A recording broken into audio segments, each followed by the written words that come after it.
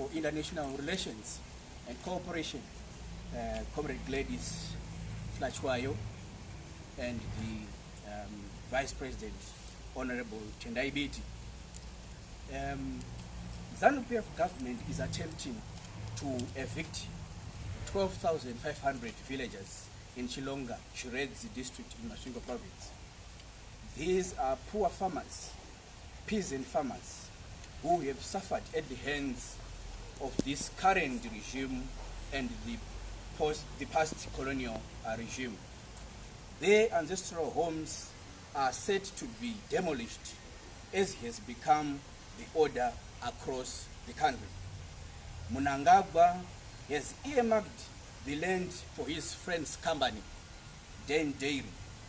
As MDC, the People's President, Advocate Nelson Chamisa, commissioned a 5-member delegation for a fact-finding. This delegation spoke to villagers and other affected people in Chilonga. The Vice President, Honorable Tendai Biti, will now give you the findings. These findings were presented to the People's President, Advocate Nelson Chamisa, and the leadership. Allow me, comrades and friends, members of the press, to welcome to the podium the Vice President of the party, Honorable Tendai Lakson Biti. Over to you, VP. Thank you.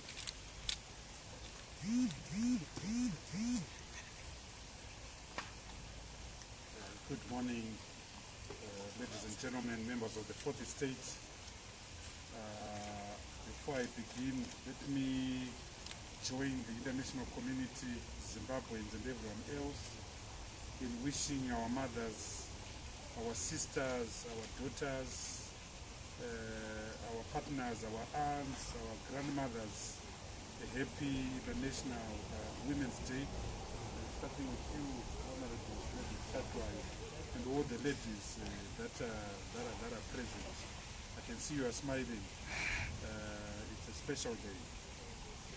So, on 26th of February 2020, the Minister of Local Government, Comrade July Moyo, enacted the communal land setting aside of land Chiredzi notice, which was published as Statutory Instrument 50 of 2021. On the same day, Mr. Mnangagwa enacted another statutory instrument, the communal lands brackets excision of land notice, which was publicized in Statutory Instrument 51 of 2021.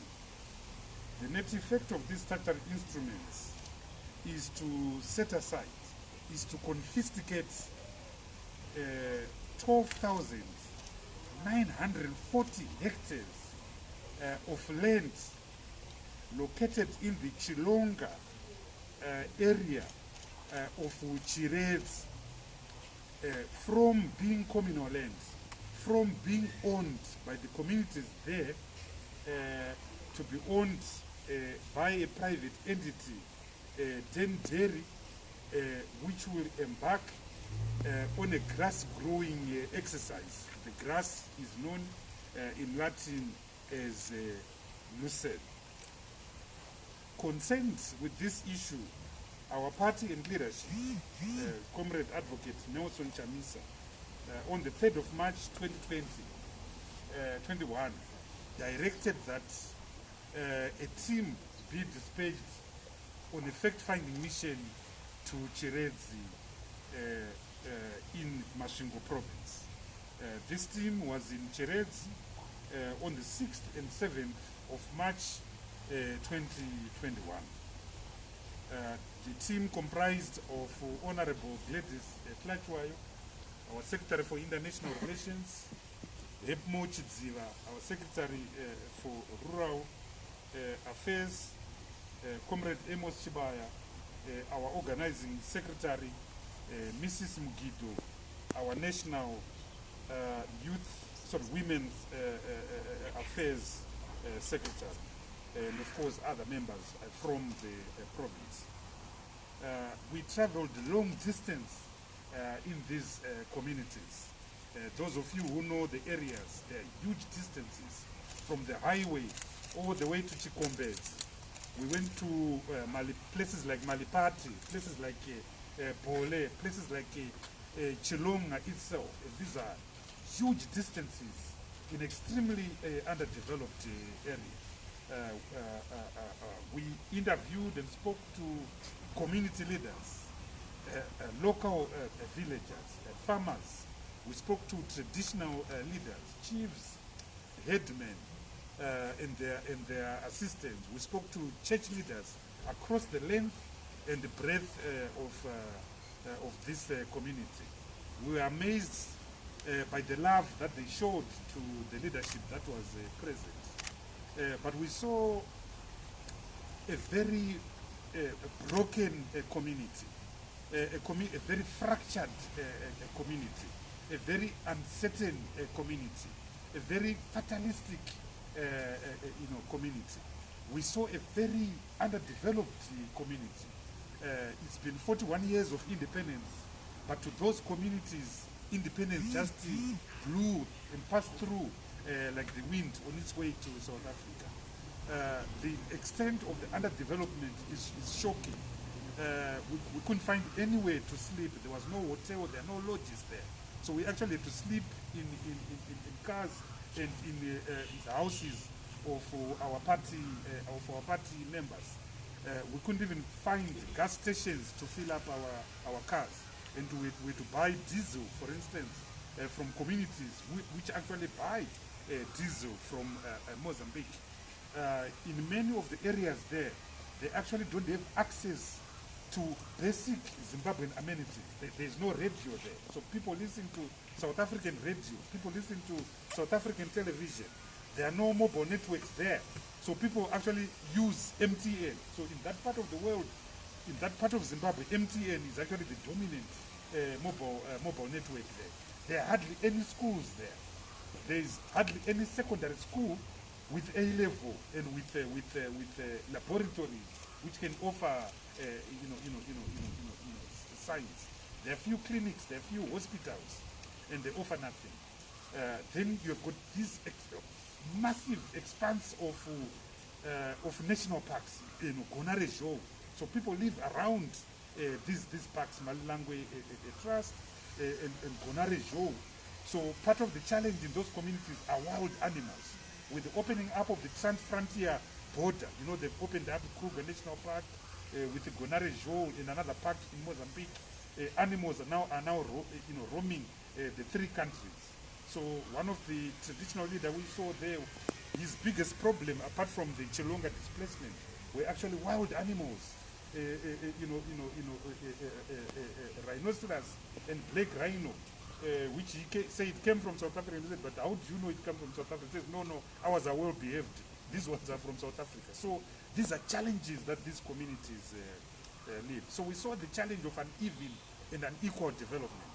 We saw the challenges of exclusion and isolation in those communities. We spoke to these communities extensively, and our information department will be releasing video clips of the communities speaking for themselves, of the individuals speaking for themselves. So there are 5 dominant issues that we established. Firstly, we established that this is an extensive program of displacement. The government is going to displace these people in 3 phases. So phase 1 covers 12,500 people, and 12,940 hectares of land have already been exercised. Phase 2 and phase 3 will take more land, so that the total land that they intend to take is 21,000 hectares, and that's a massive piece of land from these communities. The second thing that we also established is that there is no plan. There is no plan by the government. There are no concrete plans of the relocation of these individuals. So they don't know where they are going. We asked in Parliament last week on Wednesday where they intend to take the communities. The government itself doesn't have an answer. So you have got this strange program by a strange government that seeks to displace thousands of people, but it doesn't know where to relocate them. And all of us know that in the past relocation, for instance, Transao in Manicaland, they failed dismally because there was no one who planned for the relocation of these communities. The third issue which the community is asking is, why us? This is a community that has been displaced twice in its history.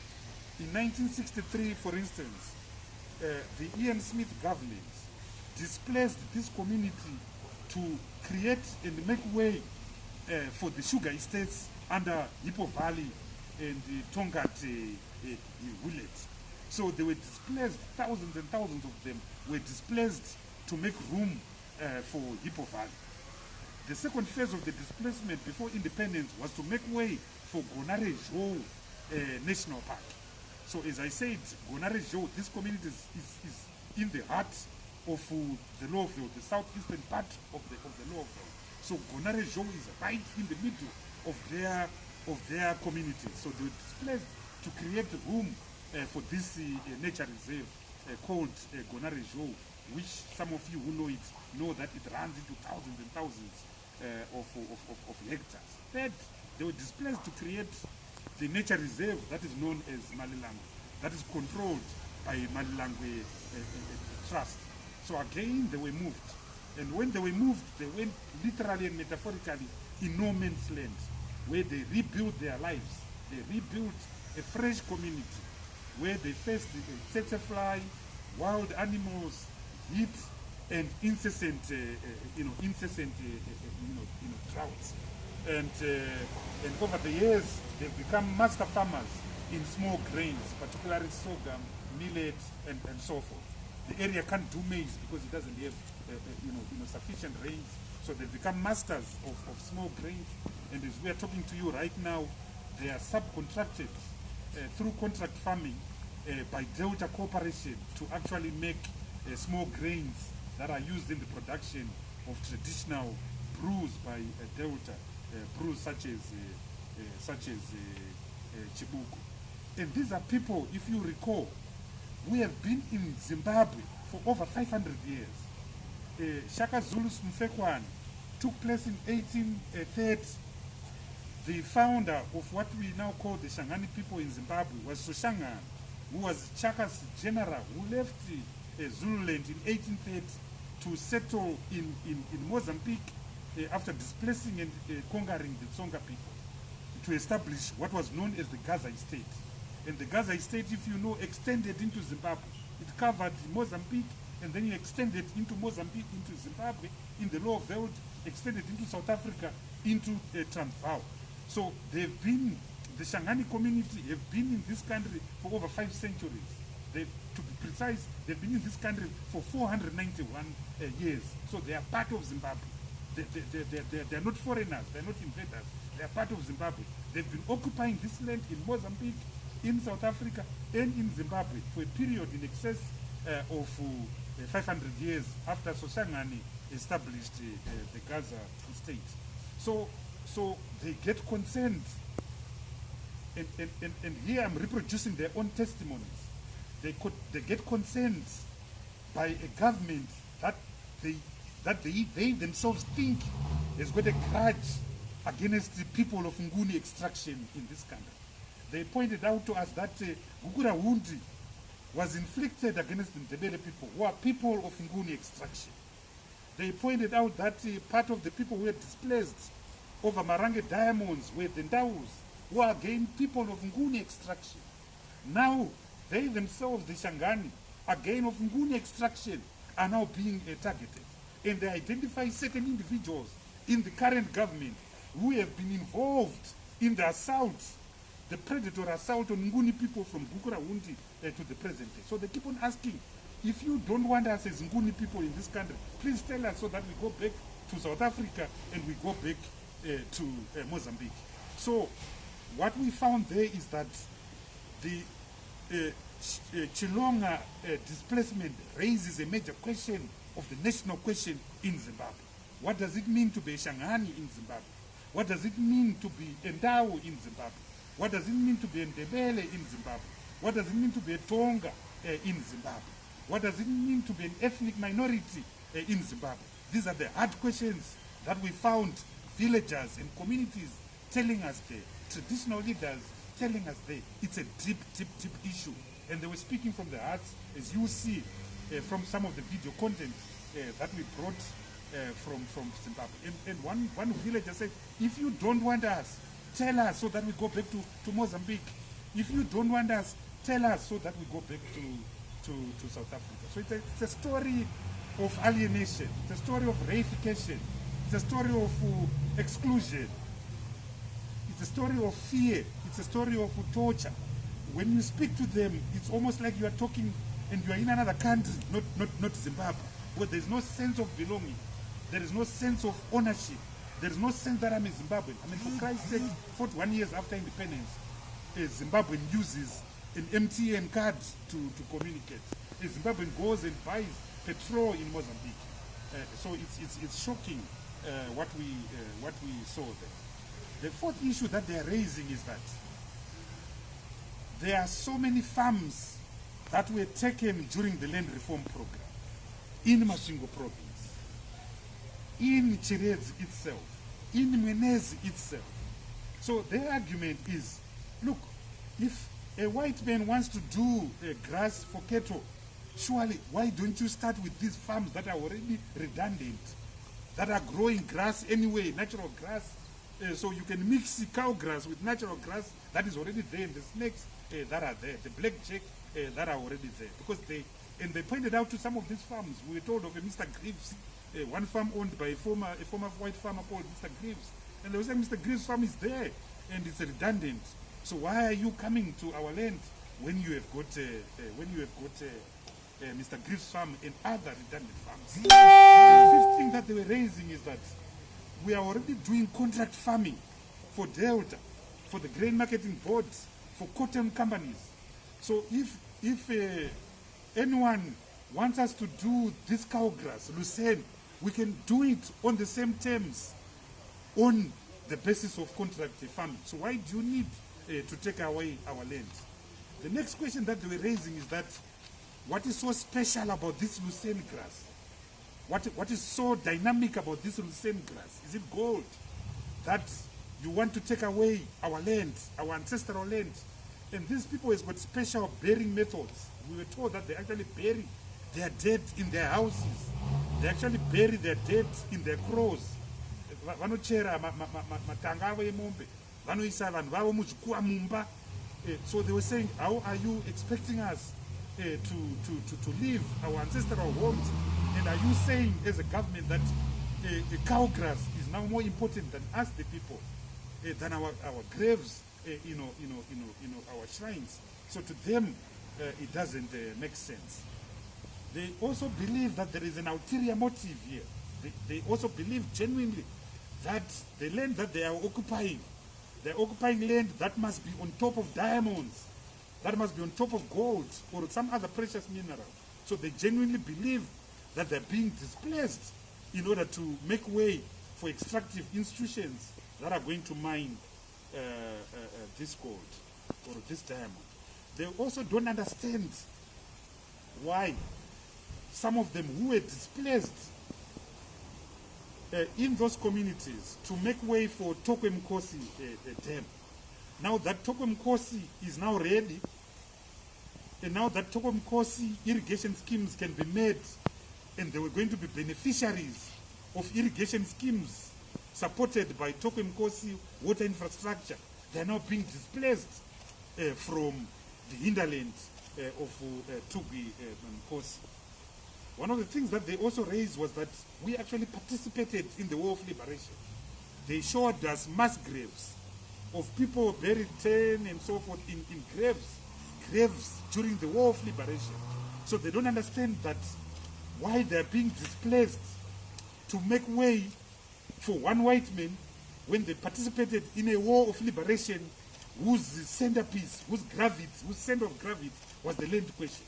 So they actually don't understand why one man should be given 12,940 hectares of land when they sacrificed and fought during the war of liberation. They can't have answers to that. They also are saying we did not benefit, not a single Shangani benefited from the land reform program. They point out to the fact that if you go to Hippo Valley and Triangle and the Tongat Hewlett sugar farms that were given to black people pursuant to the land reform program, you will not find a Shangani. They say if you find a Shangani will be a gardener or a laborer in those communities. So they're saying we didn't benefit from the land reform program, but you are now taking our own communal lands when we didn't benefit from the land reform program. So these are hard questions. There's also a gender dimension. There's also a gender dimension to this move by the government of Zimbabwe. The communities are saying because there is no employment in this neighborhood, the majority of our children, our sons, are in South Africa, working in South Africa. So the people you are actually relocating are women. How are women going to build new homesteads? With what money, with what power, with what resources? So there's a genderized component to these relocations, which they also raised in these communities. So, what is our way forward as a party?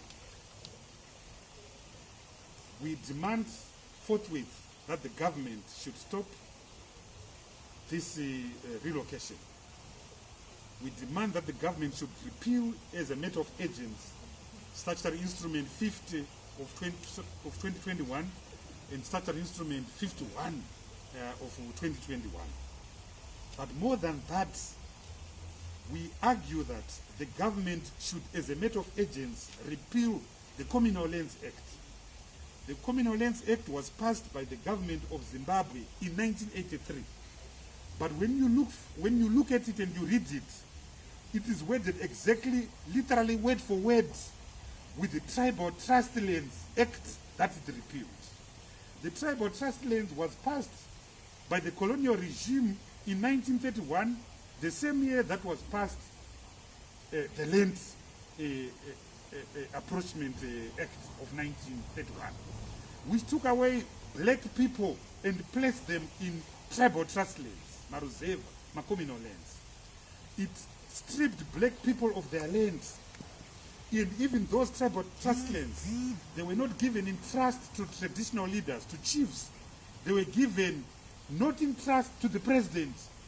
They were given to the president. The sitting president was given ownership of tribal trust lands. I was reading the act this morning. I thought it would say the president is holding tribal trust lands in trust. It doesn't even say that. So the president of the day can literally treat tribal trust lands or communal lands as his private property, as this one is doing, taking away land and giving it to his cronies. So we demand that there must be an immediate repeal of the Tribal Trust Lands Act, now known as the Communal Lands Act, so that land vests with the people, so that villagers who have stayed in lands for thousands of years are actually given that land. We say in our blueprint, our manifesto of 2018, the SMART document, that everyone on land in the communal lands, which measure 19 million hectares across the length and breadth of Zimbabwe, should be given a certificate of title on his rural land, which is tradable, which can be hypothecated, i.e. you can take it to a bank and borrow on it. Which means that you cannot be dispossessed of your land without compensation.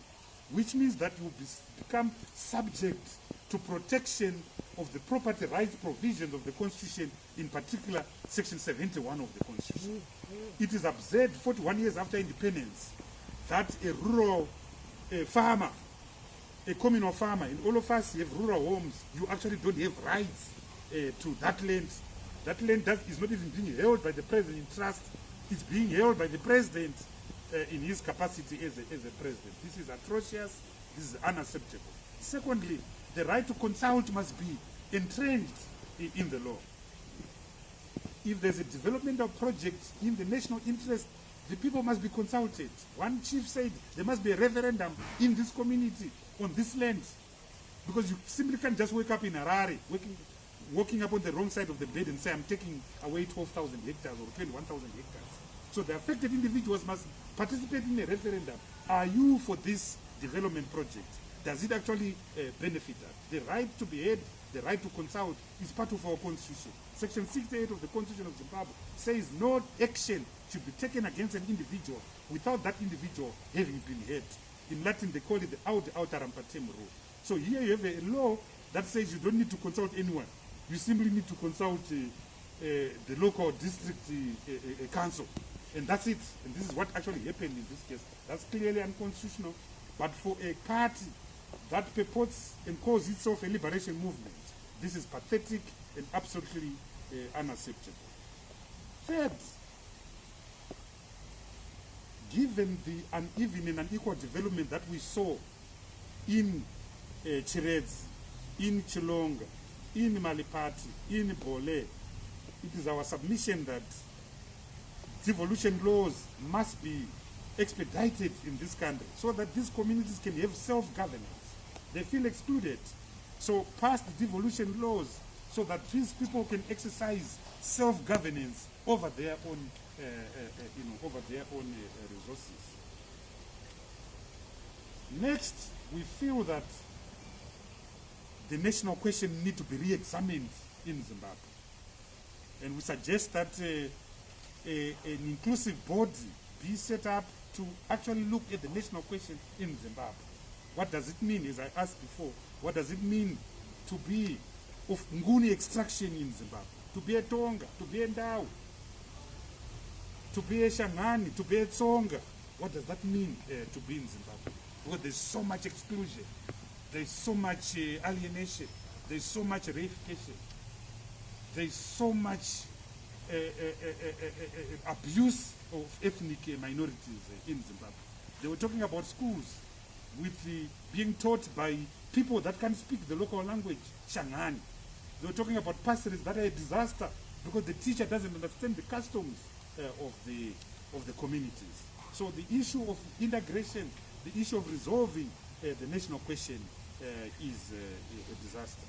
Finally, and to conclude, what is happening in Chilonga is a price that Zimbabwe is paying for the crisis of illegitimacy that is arising and that arose out of the 2018 election. If we had a people government, no people's government would do what Mr. Mnangagwa is trying to do in Chilonga. You can't take away land and give it to your buddies, to your cronies. You can't take away crony capitalism to this level. So Zimbabwe needs to resolve the political question. We need to resolve the crisis of illegitimacy to avoid what is happening in Chilonga. And of course, we, the people of Zimbabwe, have decided to exercise our right to dissociation with the product known as dairy. So the communities, they appreciated the stance we have taken, that we have dissociated ourselves with the product known as dairy. They were so happy when we said, from now onwards, we're all drinking dairy board. No to dairy, no to dairy. I thank you very much, ladies and gentlemen.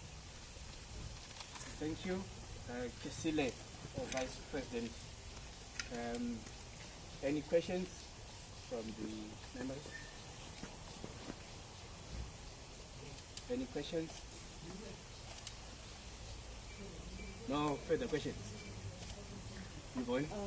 My question is the government really aware or unaware of the context in which you have placed these displacements? Is the government aware that people are feeling this way? Is the government aware that all that they are doing is going back to 1830? Is the government aware? The second one? The local entity for the area says consultation is done and the villagers are willing to move. From your statement, you are saying there was no consultation that was done. So, which is which? Clearly there was no consultation. that took place, the communities there are very clear. They're very clear. They don't want to move. You know, they don't want to move. It doesn't take a genius. It doesn't take a rocket scientist. Why would you want to move from where your roots are? You know, they've built houses and so forth. And one of the things that I noticed about their structure, unlike in Dotito and Chendambuya, where I come from, they actually built, most of the time, had rock, brick and mortar houses. So you can't abandon that infrastructure. Remember, they've got thousands of kids in South Africa who send money. So the government definitely do not consult. And we challenge the government, ask for a referendum there on the people, and you see the result. It will be overwhelming. It's clear they don't want to move.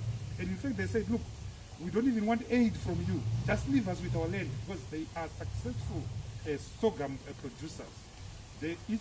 Literally each household has got cattle, and literally every household has got amazing, goats and pigs, that roam around. So the per capita income of that community, compared to places such as Matshona and Central, Mat North, Mat South, should be very high, should be higher, because they're able to do their things. They're able to do their farming. So their attitude was that, leave us alone, and we also leave you alone. Don't disturb us, because we've learned to cope with your isolation, with your exclusion. Yvonne, I think this government knows, and they know. In fact, we were told of delegations that actually went to see Mr. Mnangagwa, and Mr. Mnangagwa gave them guarantees that they will not be moved, but in fact, they will actually benefit from the irrigation of 2 Gimkos, but that they will have to pay, and there's no problem that they will have to pay for the irrigation infrastructure. They were very clear. They were given assurances. So, which is why they kept on saying, but look, we find certain individuals, the same individuals who were involved in Gukurawundi, who were involved in the mess in Marangi, and the displacements of people there to Transao and so forth. We are now finding the same individuals there, here. And when they were speaking, they said this white man came. The white man came and his colleagues, the Kosia, the Denderi people. And these people were saying, we were not sent by the government, we've been sent by the president.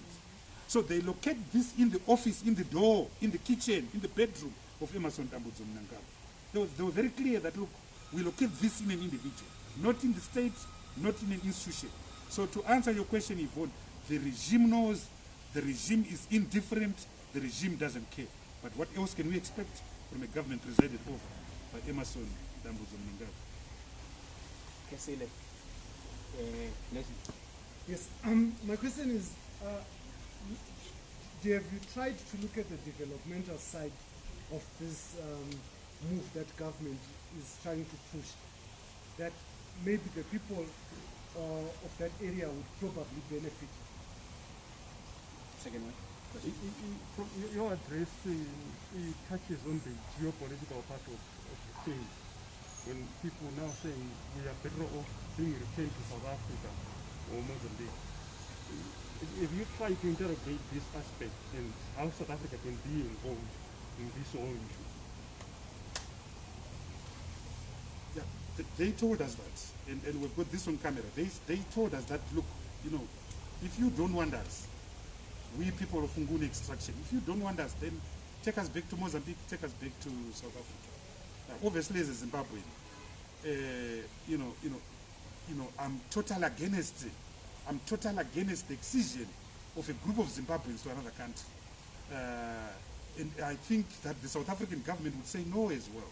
Zimbabweans must be integrated, which is why I say, please enact the laws, deal with devolution. Please, let's deal with the national question. Let's have a national commission of inquiry run by the church to actually investigate the national question. As I said before, what does it mean to be a Ndawi in Zimbabwe? What does it mean to be a Kore in Zimbabwe? What does it mean to be a Tonga in Zimbabwe, to be a Kalanga in Zimbabwe, to be a Shangani in Zimbabwe? These questions need to be answered. But that Zimbabweans who have got their roots here, who have got their umbilical cord here, can be relocated outside the country. It breaches international law. It breaches our constitution. Chapter 3 of our constitution is very clear about what a Zimbabwean is. Someone born here. or born here by parents or grandparents of Zimbabwean extraction. These are Zimbabweans who have been here since 1830. These are Zimbabweans who have been in this country for over 491 years. They are no better than you. After all, the majority of Zimbabweans here came as late as the 2nd century. So all Zimbabweans here, basically, except the original, San Khoikhoi people, the Bushmen, all of us here came at a certain level of time, just different in time. We all came from somewhere. So no one has got a bigger claim than the other because your ethnic tribe or grouping came before the other one. So which is why this nonsense about tribal exclusion is what it is, absolute nonsense. Last round. Blessed. Oh, Blessed. Wasn't answered. There's no development. It's grass. It's grass, and these people are experts in grass. Small grains are grass. So these people know grass. Grass is not development. If you were talking about building factories, beneficiation, this is agriculture with a same false accumulation model, which is why the communities were asking, but we've been growing grasses for centuries. Maize is a grass, rapoko is a grass, sorghum is a grass, millet is a grass. Why don't you subcontractors as Delta is doing to us? So this is not about grass. And what kind of grass requires 12,000 hectares? What kind of grass? And if you have been in those communities, that are blessed, they are expansive pieces of Inika. They are expansive pieces of land. Why do you need all that land to do what? And one of the problems which we are facing in Zimbabwe is underutilization of land acquired during the land reform program. This regime is boasting about a harvest, a bamba harvest this year. At most, if we do well, it will be 2,000 hectares. Little Malawi, which has got half the land, which doesn't put not even a quarter of the resources that we put on command agriculture, we produce 3.2 million tons of meat. That's a bamba harvest. Now you're talking. So we produce maybe 1,800 tons, maybe 2,000 metric tons, but because the government is desperate of success, it is going to call it a bamba harvest. But why can't we produce 4,000 metric tons? Because 3/4 of the land is idle. 3/4 of the land is not being used. So if 3/4 of the land of 15 million hectares of land that was acquired during the land reform program is not being utilized, why doesn't Mr. Den Derry go to all those farms that are not being used? Half of the people that were given land right now are leasing them. They are subleasing them to white people at 7% or 10% of the gross output of that land. You know that. Mashonaland West is the most affected province. They are now landlords instead of farmers. So if Mr. Den Derry wants to do his grass, he must go and lease land in Mashonaland West. I can even point him to some of the farms that are not being utilized. So this has nothing to do with development. It's extraction. This government, since 2017, is anchored on corruption. In 7 commanding heights of corruption. There is fuel, there is the US dollar, there is command agriculture, there are minerals, there are subsidies, there are buses, there is land itself.